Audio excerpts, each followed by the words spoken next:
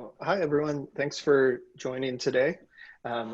You have joined the DiabetesWise virtual town hall series. My name is Corey Hood, and I'm a psychologist and professor here at Stanford University. Our team was created DiabetesWise.org with the idea to provide people with diabetes an unbranded resource to learn about diabetes devices and technologies, and to understand the benefits of using different devices and technologies. We did this with support from the Helmsley Charitable Trust, which is also supporting this virtual town hall series. As we've been working with members of the diabetes community since the COVID-19 pandemic started, we've heard from some about new problems that they've had related to COVID. And so one of the things that we wanted to do here was provide individuals in the community, the diabetes community, with some resources for understanding some ways to help during this time and to provide some extra support. So we're doing this throughout the summer. We have, although it's not up on the website yet, we have at least 3 more planned in July and in August. So stay tuned. We're going to be doing this each of the Wednesdays coming up for the next few weeks. Before we get started, one of the things that we like to do is to know a little bit about the audience. And so we're going to pull up a poll question about what your connection is to diabetes, and would ask you to complete that when it pops up. So what's your primary connection to diabetes? Like me, I might have a few answers on here, but what's your primary connection to diabetes? Thanks everyone for voting. Good quick voting.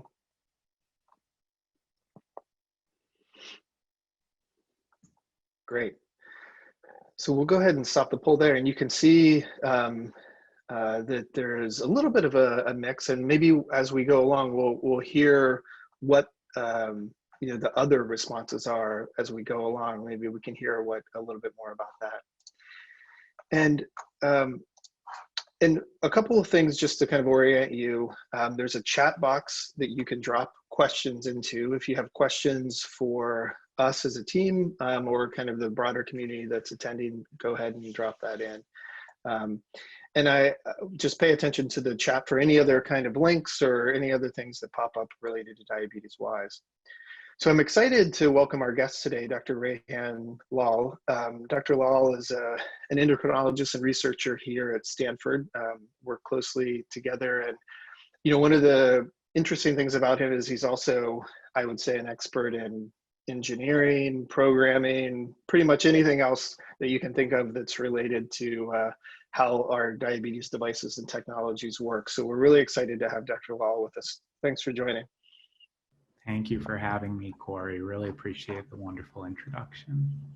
Yeah, sure. So, I think a good place to start, and there's obviously you can see from the poll that there are a number of people with diabetes that are attending.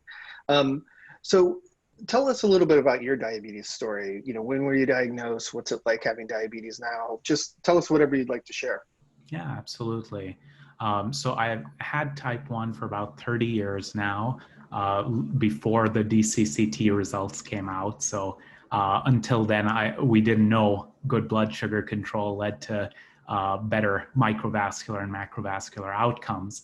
I really was interested in being an engineer, and I just happened to have diabetes. So I took care of myself. I took my 2 shots a day of regular and NPH, and then about 26 years ago, switched over to an insulin pump. Basically since that time have been on insulin pump therapy. I finished electrical engineering and computer science over at Berkeley.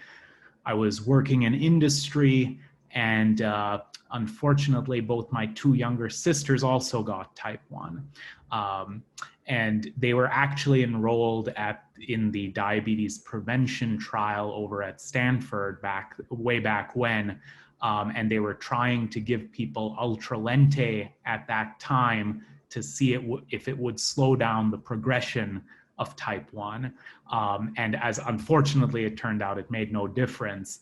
But that same data went to show that if you have a first-degree relative with 2 or more positive autoantibodies, you're pretty much guaranteed to get type 1.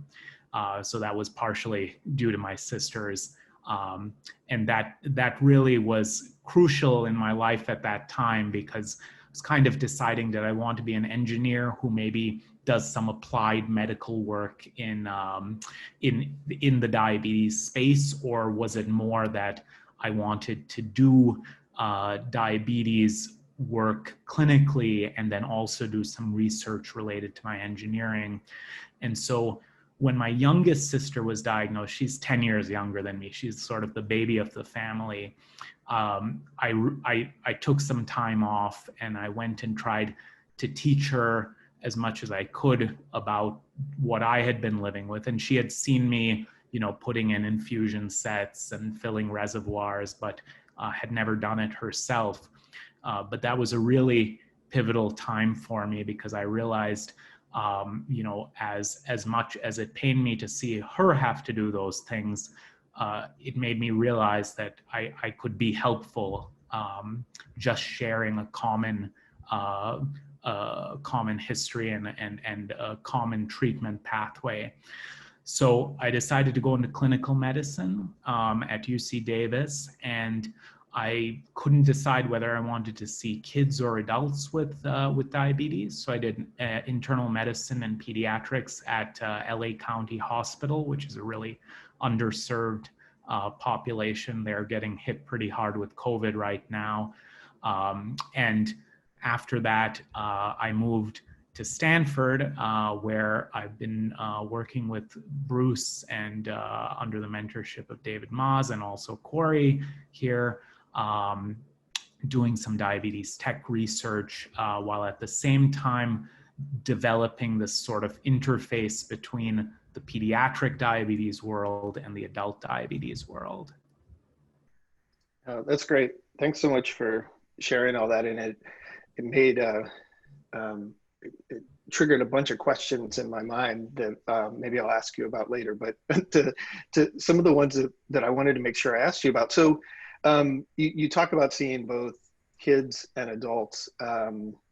So tell me a little bit of, like, what's your practice like right now? And, how often are you seeing people, and what types of diabetes you see? Just tell us a little bit about what your practice is like. Yeah, so that's a great question. And of course, this was also informed by my own experiences growing up. When I moved from the peds to adult world, it was this lovely multidisciplinary clinic where, I had been seeing many of the same people since I was diagnosed. And suddenly they said, go see this other doctor. And I was like, okay, if I have to. And that person, unfortunately, thought my insulin pump was a pager. Now, mind you, this was still early in insulin pump therapy, but it was one of those things that it never rubs you the right way. And so I thought to myself that this is not a great way of providing care and transferring and transitioning care.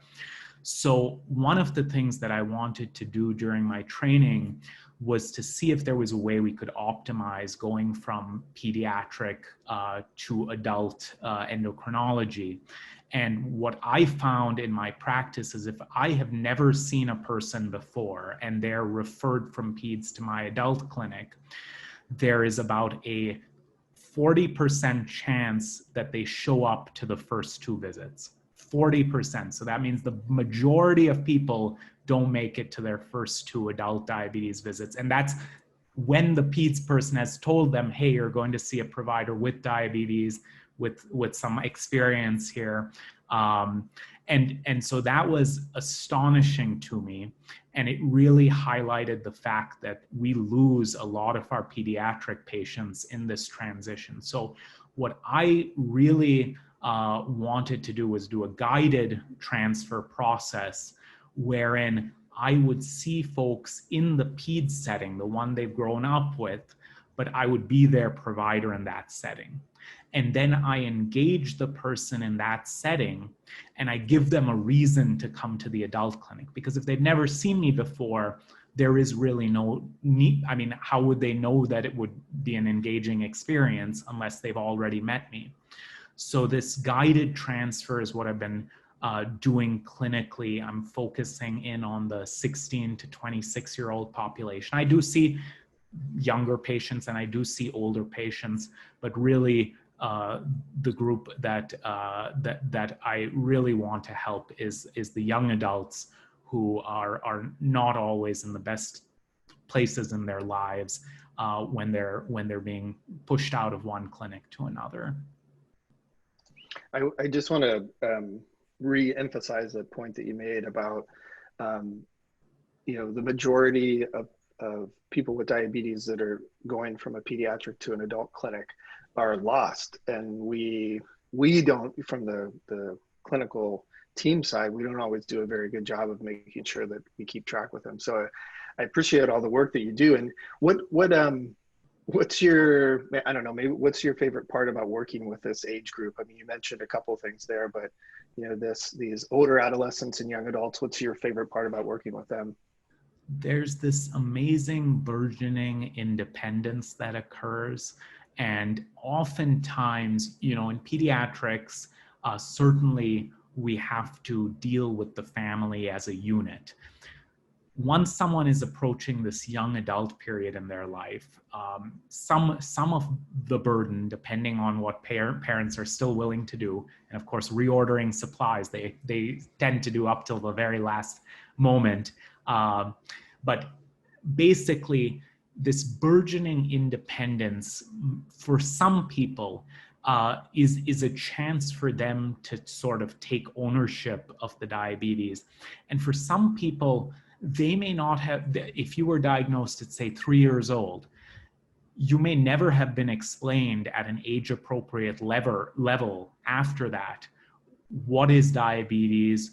Why am I doing the things that I'm doing to myself? And I often find that people get frustrated if, the parental involvement was really at the highest peaks, the parent as the artificial pancreas and not as the parent phenomenon, which we see unfortunately in the Bay Area quite a bit. I think that is a chance, and it's maybe this fixed opportunity where someone has a chance to reframe what's happening to the individual and just reinforce that, listen, you are a person with interests who happens to have diabetes, and let me help you do the things that you actually want to be doing. I want to be an engineer. I want to be a scientist. I want to be, a ballet dancer, whatever it may be. That's the important thing in their life. That's the person that they're discovering. And we don't want diabetes to be an impediment to that. So my goal with everyone is to sort of be that bridge and help them find their way with the diabetes so that they can do the things they actually want to do. Yeah, that's great. I appreciate that, you sharing that, as well as just having that as a commitment and a passion of yours, and it really makes a difference in the people that you see. So today's topic, we've hit on it a little bit so far around diabetes devices and technologies, and obviously because we were kind of promoting devices and technologies on DiabetesWise.org, we think that there can be a lot of benefit to them. It's not for everybody. It may not work for everybody, and certainly there are a lot of issues still with access for them. But considering all that, what are the things that you're excited about with devices and technologies right now and at this time? So it's a great question. So obviously, automated insulin delivery, meaning insulin is flowing when you're higher and slowing when you're lower. That is a really amazing thing that has happened recently. And it's been brought about largely because of leaps and bounds advances in continuous glucose monitor technology. We've had pumps for quite some time. So it's a situation where we finally have the opportunity to use some of that engineering know-how I was talking about earlier to help make these really great products. Now, in my mind, one of the principal issues is there seems to be a tug of war in industry about, who has the best time in range, who gives you the best glycemic control. I honestly, as a person with diabetes and a provider for someone with diabetes and someone who has family with diabetes, that is not so important to me above a certain threshold, right? So, if you're above 70% time in range, you're not going to get microvascular complications. Okay, I like to remind people that in the DCCT, when they tried to convert the finger stick checks into a time in range, the people who did not show neuropathy or nephropathy, their average time in range was somewhere in the 40% range with a plus or minus 12% deviation. So what that means is, right now with closed loop, we're achieving levels of control that were only dreamed of. The highest time in range in the DCCT, where all this care was given to participants, was only about 75%. Now we're talking about, okay, well, these systems, they're offering 72%, 75%, and isn't this great? But I think now we've reached a stage, or we're soon going to reach a stage, where the glycemic control is not the crucial aspect of all this. It's the device usability. And, we all have phones, we all have software, we're getting a younger and younger generation of people with diabetes who have more aptitude with technology. But still, we are not seeing these great usable devices. And I think we are learning a lot from the open source community, largely consisting of people with diabetes developing technology or their loved ones. And I think space, the usability has been a great emphasis and focus, as well as the safety. So I think what we will see happening is open source forces will try to push industry in the right direction, meaning devices where you look down at the device and the screen is facing the right way. You want to put something into the pump, you don't have to do 7 button presses to engage exercise mode. There's so much that can be simplified by going to very basic user interface strategies and totally understanding that, yes, there are regulators and there is the agency and we have to be mindful of safety, but there are ways we can do things with interfaces like phones, which we are used to dealing with. And so my excitement for the future is obviously full closed loop technology where we don't have to enter anything, but also usable technology, and most importantly, affordable technology. It doesn't matter if Corey and me can access CGM and pump technology. What matters is, do we have justice for everyone? Yeah, that's so well said. And, I want to go back to a couple of things that you said. There was a comment in the chat about usability, and I think, echoing your, these devices and these systems are great, but if they're not usable and they're not friendly to use, then people don't stay on them and don't use them as well. And so it's a really important point, and really appreciate you bringing that out. The affordability side of it is really important. And one of the things you talked about, and then there was also a comment that came up as you were talking about this, is that, you mentioned open source, and I'm not sure that everybody who's attending knows what that means. And you were talking about, some of the, I don't know, maybe it's healthy competition within industry about, improving systems so that you can, improve how much time each day you spend in a certain target range. But tell us a little bit about, like, what does open source mean, and why has that been such an important movement in diabetes? Absolutely. So when I say open source automated insulin delivery, some people refer to this as so-called do-it-yourself technology. I don't like to use that term because everybody's working together to make these systems happen. There is no single individual who has been responsible for everything in the DIY space. So I prefer open source because it speaks to the openness of the systems that are created.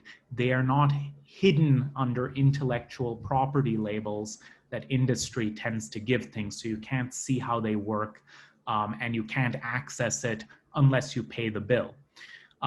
So what really started sort of this open source movement was initially a desire for a father to see his son's data. And that person's, John Kostick, is now working at Beta Bionics, but there was code available in a system called Night Scout that allowed one to send your data up to the cloud. And, you know, then Dexcom Share came along not that long after. And we now have automated insulin delivery systems, and a lot of people talk about the 670G being the world's first hybrid closed loop system. It's the world's first FDA approved hybrid closed loop system. It's not the first hybrid closed loop system. That was actually OpenAPS, made by Dana Lewis and Scott, her now husband, and they basically put together a system using Night Scout, and a couple years prior, someone in the space figured out, hey, I can send remote commands to an old Medtronic pump. They never secured anything, so it's not really hacking. You can just do it, and basically you set up a system where, hey, I can read glucoses, and hey, I can send insulin commands. So you put 2 and 2 together and you make an automated insulin delivery system. Obviously not quite that simple, but that OpenAPS had more users and more data at the time that the FDA submission for the 670G occurred than did the studies that got the 670G approved. Subsequently, we've seen development of Loop and Android APS, which have been quite popular. And what this is really doing is it's forcing the industry to keep up. And when you don't have regulatory burden over your head, you can innovate at a very rapid clip. Now, they still practice a great deal of safety. There's a lot of internal testing that occurs before releases are sent out, but I'm a big supporter of knowing how the system works. You know, most of what we see from industry, even in the scholarly works, is basically advertisements for these products rather than actually talking about, well, how does it know how much insulin to deliver? And those are only things that one can really get when you can open up the code and look at the data. And even better than all this is we are learning from the people who are using those systems so that we can improve not only those systems, but the ones supplied by industry as well. Yeah, thanks for that. I think this is going to be a section of the recording that people will want to come to and listen a couple times to learn from you about how great this movement has been and how great it's been for other people in the community to push and to help others.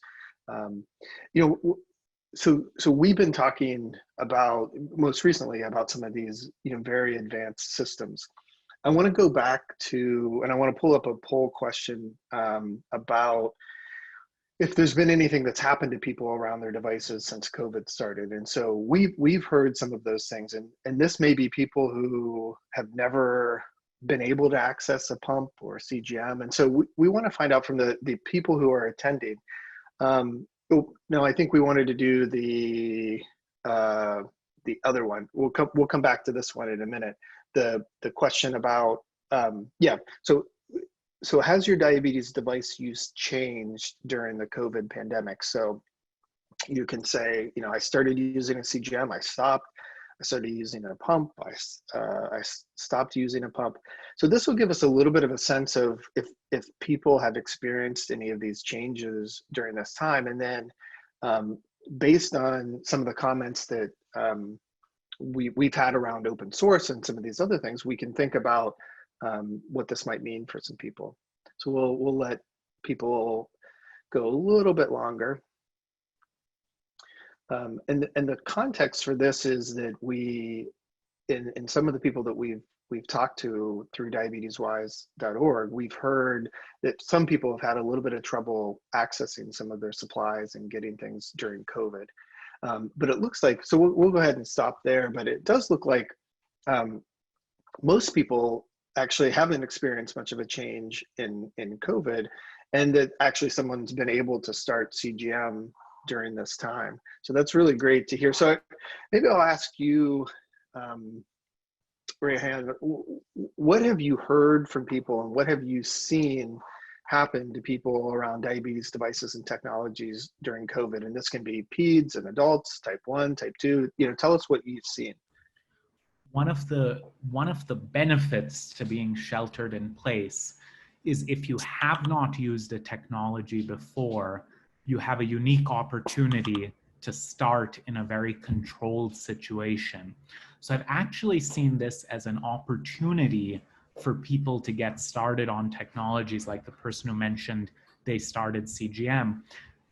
This was sort of an ideal time where the rest of life was not overflowing and filling up your plate, and you have some time to sit down and try something new. I also think that from a telehealth perspective, delivering care, having that CGM data available as a download is super useful for the provider.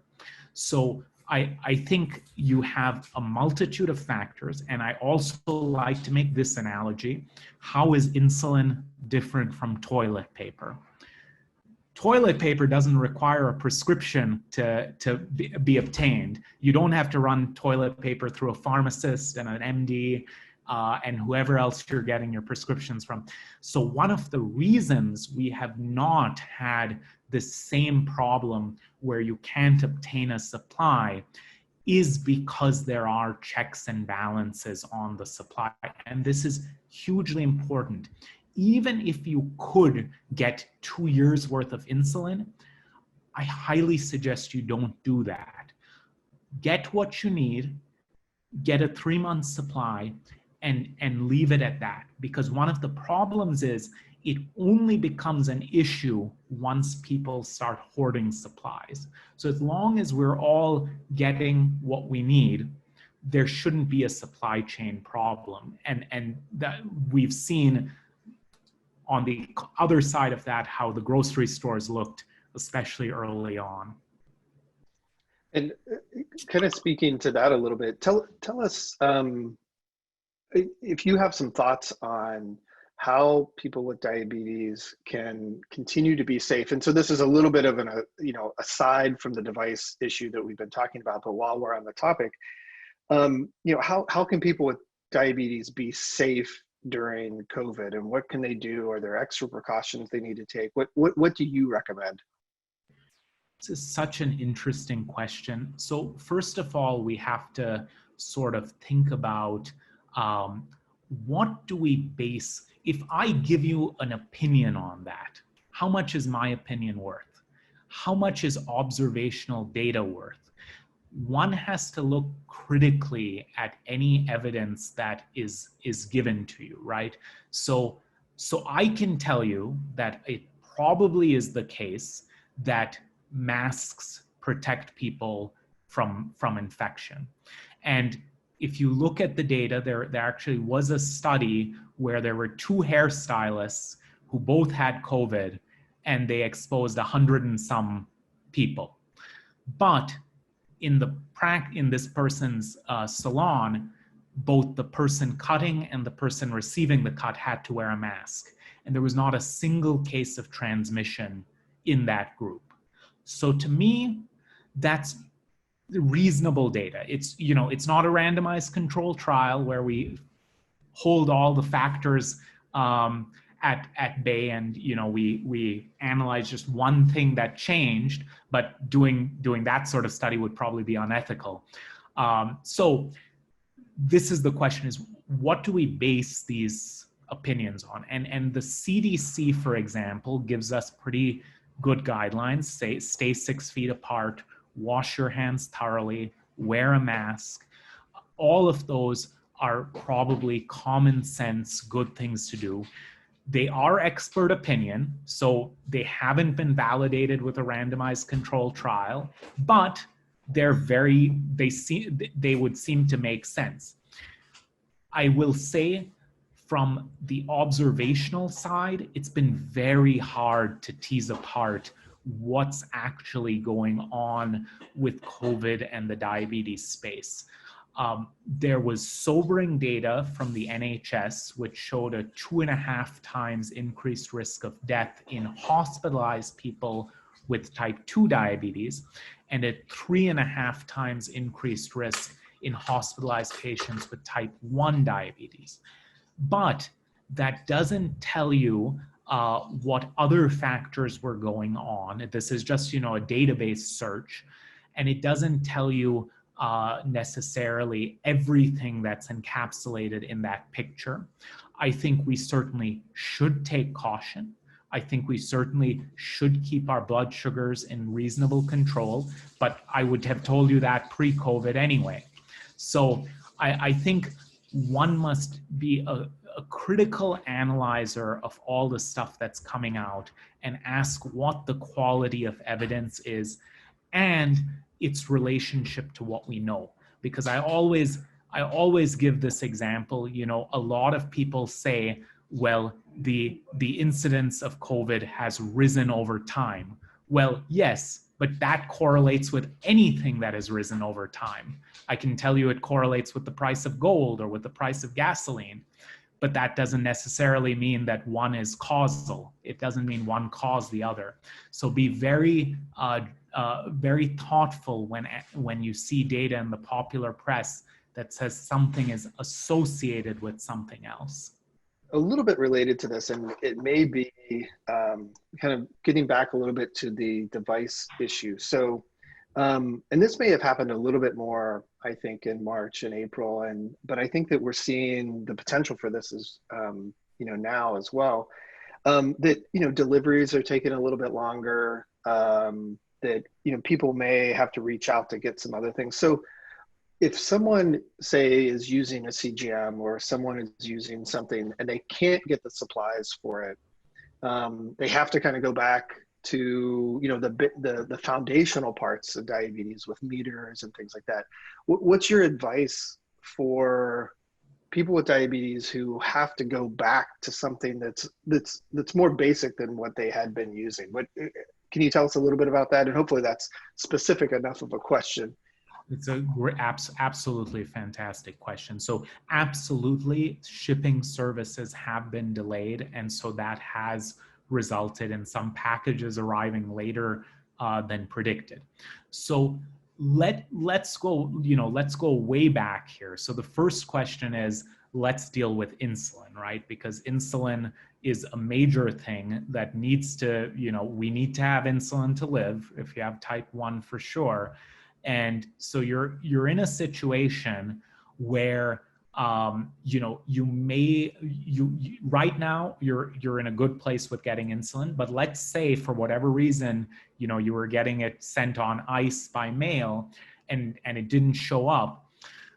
What I would suggest is Walmarts across the US do sell regular and NPH insulin.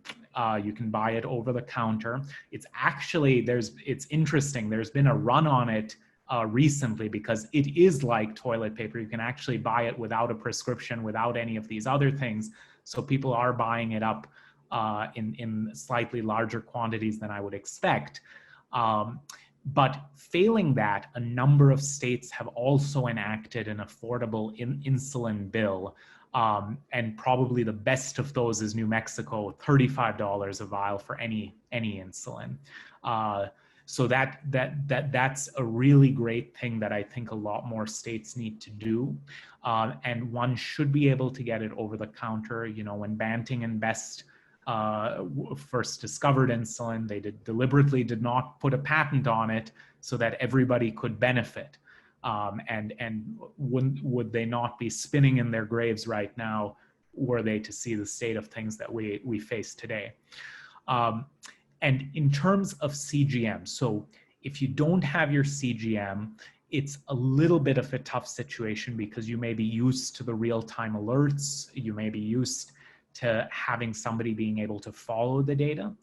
But there is this device called a glucometer, and I know some of the younger folks in the audience may not remember what this thing is, but you put a strip in and then you put a drop of blood. I know it's barbaric, but that is a device that is still usable.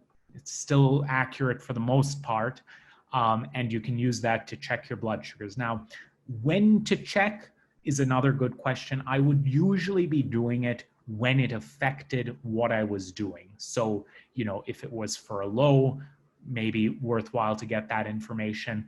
If it was for dosing insulin, certainly worth getting that information pre-meal. And it's worthwhile to get some bedtime numbers, especially if you have lows overnight. So check where you would intervene. So if there's some place where knowing the number would make a difference for you, then certainly reasonable to check with a glucometer. And you want to make sure that you have that as a backup. Even if you've been on, say, a G6 for the last year and a half, you know, it's still important that you have this guy around just in case, because it always pays to be prepared. With regards to insulin pumps, I think the general tendency is for people to convert their basal rates back to a long-acting insulin and to use their same carb ratios and sensitivity factors. I think that's very reasonable. If you have basal rates which are like this, you know, they're changing by a factor of 2 or 3 and they're really all over the place, then you might want to consider sort of what is the average in all that. And you can still use your bolus calculator on your pump, even if you're not wearing it. So if you wanted to help you with, you know, injecting insulin, you could still use the calculator that is available on the pump. Great. That's really helpful information. And as you were talking, a couple more questions came in. And so I want to turn it over for the next few minutes to the team at DiabetesWise.org. So Sierra Nelms is our project director, and she's going to ask a couple more questions that she sees coming in through the chat. And then also Julia Viana is coordinating this session and also helpful on the team. So maybe I'll turn it over to Sierra for some questions that you're seeing come in. Sure, thank you, Corey. So this question is, hello, Dr. Lal, is from the participant. Can you address how to ensure that these closed loop systems can only fail safe? It's a great question. And thank you, Sierra and Julia, for all your help with organizing this. It's definitely a labor of love here. So closed loop systems can fail, and they can fail in a number of ways, but when they do fail, you want them to fail elegantly. So what this means is that in most cases, when a closed loop system stops functioning, you go back to your open loop settings. Now, can the open loop settings be inaccurate? Absolutely they can. But you're in no worse shape when these systems go down than when you started. Now, I will give you two contrasting situations. So in loop, for example, let's say that you decide, well, I am going to go from sitting on the couch, being on Zoom all day, to going and running a marathon the next day. Well, loop has short-term adaptation, which means it's going to make changes in the short term and also allow you to make specific changes. You can reduce all your settings by a fixed amount in the here and now. a lot of the new systems coming out, what they're doing is they're using your total daily dose to make decisions about how the model predicts your blood sugar. And as such, if you have, for example, had the last 24 hours were being on Zoom, but suddenly now you shift, well, your total daily dose will change for that day, but because they're using longer term changes, that can create a problem, especially on that first day. And then during your exercise, you're going to have to be snacking to compensate, which keeps the TDD up. So now you've sort of defeated the purpose of that exercise. So I actually think that the short-term adaptations done by Loop, for example, actually have a benefit in that situation over doing more long-term adaptation, just because things can suddenly change. Now, do they do that very frequently? Probably not that frequently, but we all know the situation of diabetes camp, or hey, we decide today's the day we're going to get in shape, and certainly that can acutely change insulin requirements. So again, this is a situation where I think we can have the industry folks learn a lot from the open source world. What is your opinion of the InPen versus insulin pump therapy? Wonderful question. So when insulin pump therapy started, and I'm talking, major commercial insulin pump therapy, we were still using 2 shots a day of regular and NPH, right?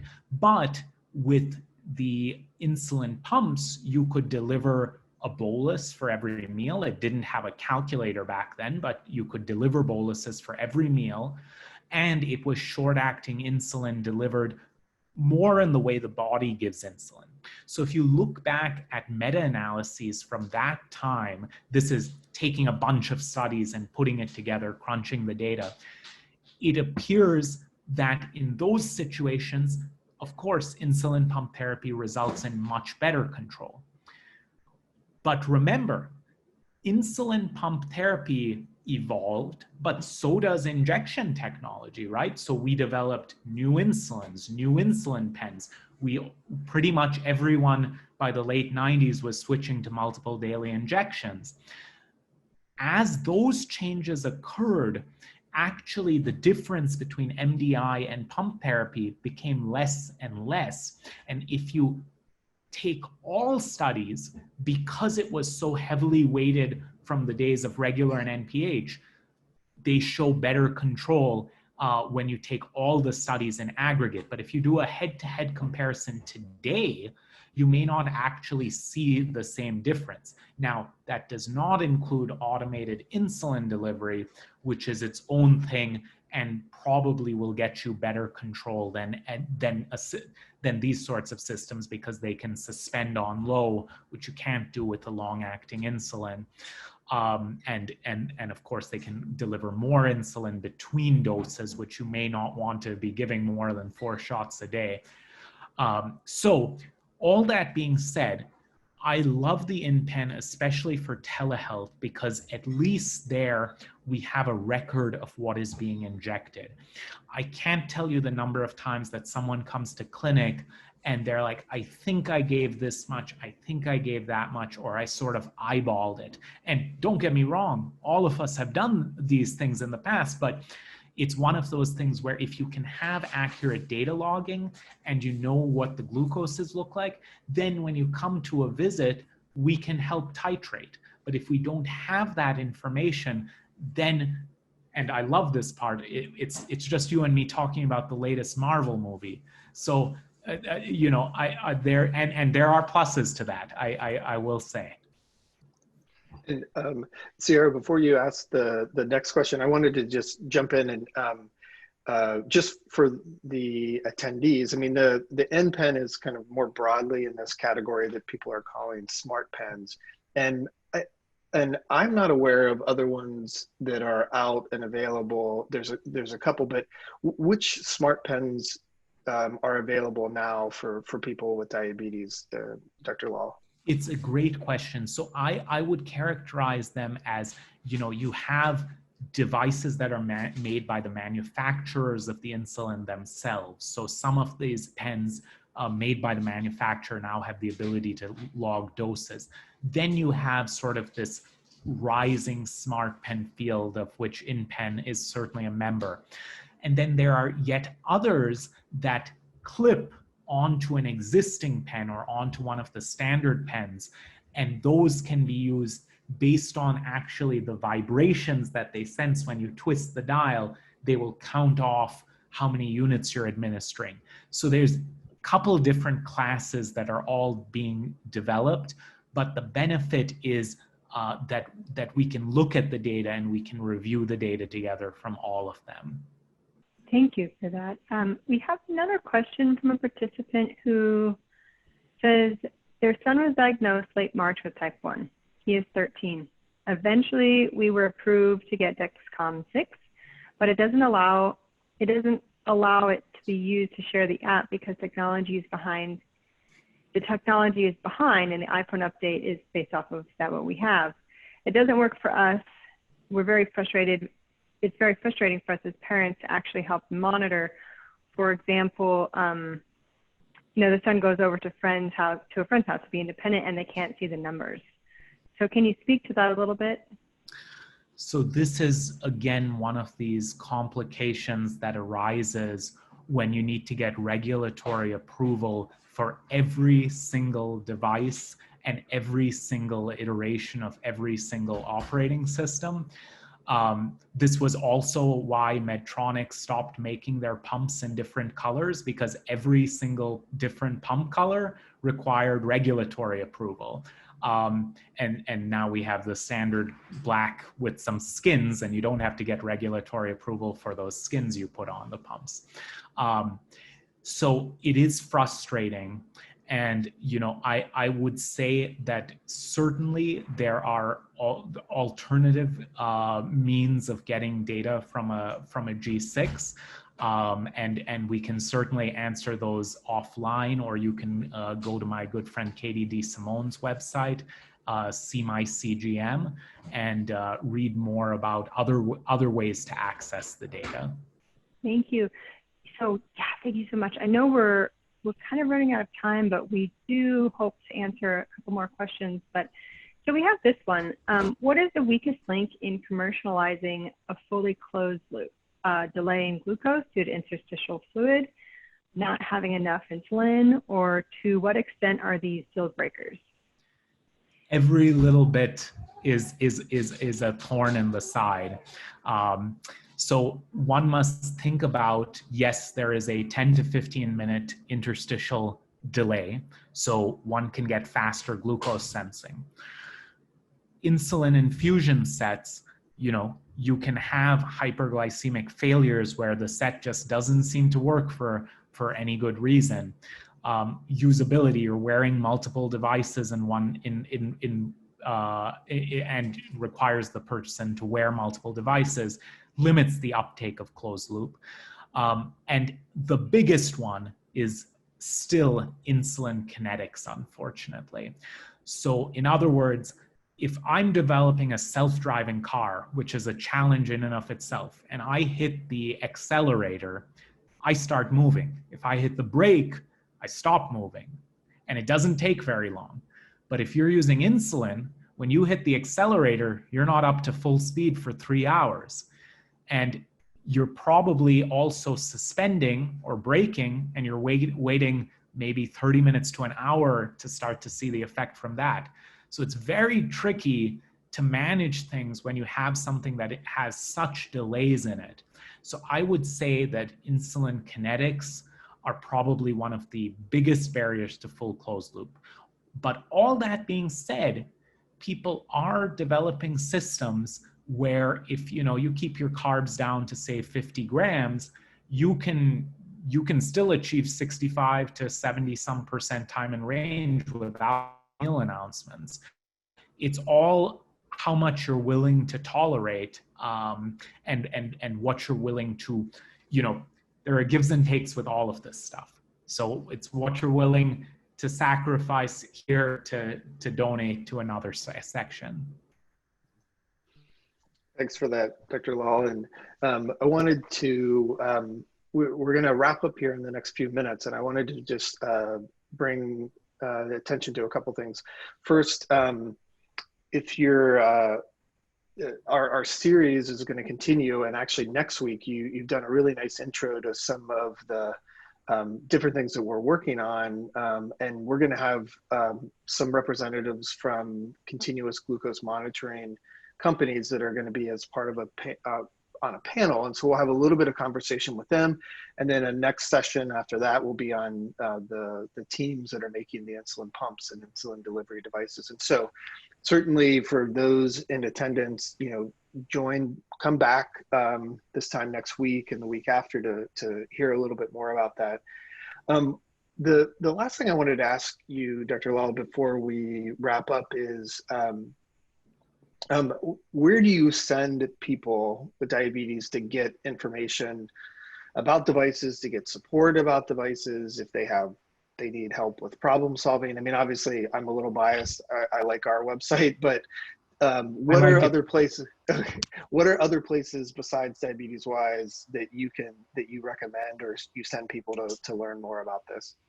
Yeah, so I think it really depends on what level you're trying to get a description for.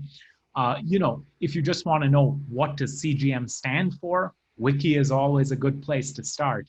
But beyond that, we have wonderful diabetes organizations who try their best to keep up-to-date information. So things like Beyond Type 1, Diatribe for sure publishes a lot of great articles on diabetes technology.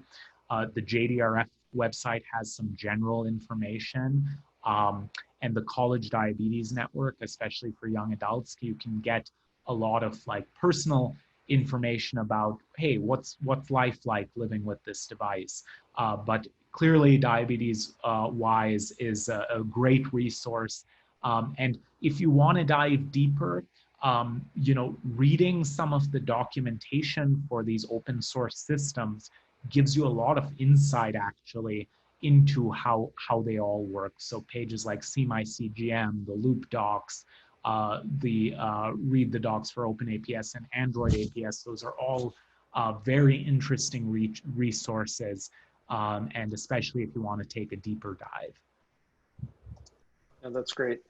And those are ones, the particularly Diatribe, Diabetes Mind. Some of these other places are, places to go to learn more about what's happening, but also